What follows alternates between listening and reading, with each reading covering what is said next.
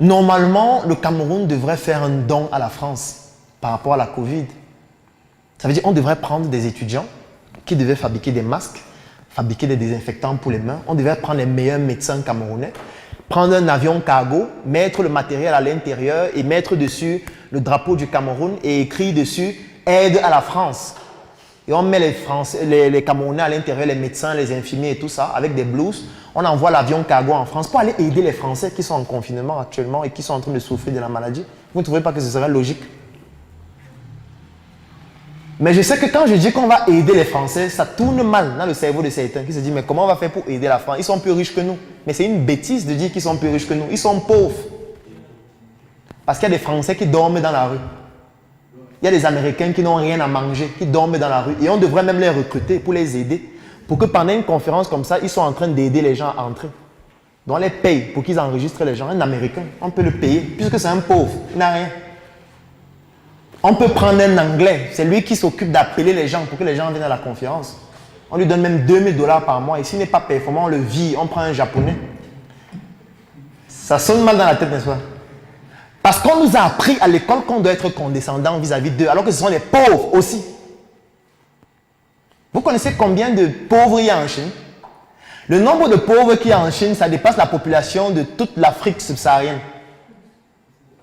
Et le nombre de pauvres qu'il y a seulement en Chine, lorsqu'on prend la population des pays de l'Afrique subsaharienne, ça dépasse. C'est une aberration. Nous sommes riches.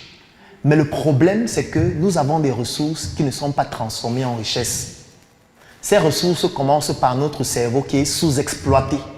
Notre cerveau dont nous ne comprenons pas son fonctionnement, afin de comprendre comment l'exploiter pour tirer toutes les ressources de notre environnement et permettre à ces ressources de devenir la richesse.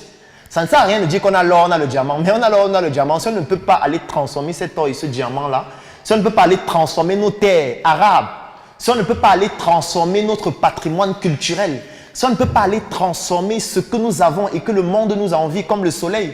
Parce que ce que les gens ne savent pas, c'est qu'en Afrique, nous on a le soleil tout le temps, alors que les autres parfois doivent faire 6 mois dans le froid. Ça veut dire qu'il y a certaines cultures qu'on peut faire ici qu'ils ne peuvent pas faire chez eux. Et même s'ils font chez eux, ils n'auront pas le même rendement que nous. On n'est même pas conscient de ça.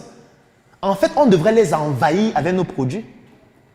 Mais aujourd'hui, c'est plutôt le contraire parce qu'en fait, notre cerveau a été conditionné par notre système éducatif pour qu'on puisse se dire qu'on va appeler certains fruits la pomme de France. Vous voyez cette aberration?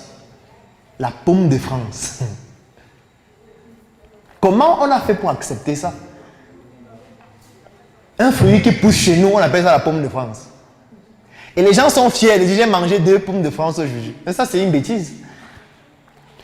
Donc, il est temps de comprendre que nous sommes riches, mais cette richesse va découler de la compréhension de notre cerveau, la compréhension de notre environnement et le fait que nous devons utiliser les ressources de notre cerveau, comprendre que nous devons travailler ensemble parce que c'est indispensable de le faire pour pouvoir exploiter les ressources que nous avons dormantes chez nous, transformer ces ressources en richesse et montrer aux autres tout le patrimoine culturel, intellectuel, économique et financier que nous avons. Et enfin, nous affirmer en tant qu'Africains, au lieu de vouloir simuler les autres, alors qu'en réalité, les autres essayent d'être comme nous. Je vous remercie.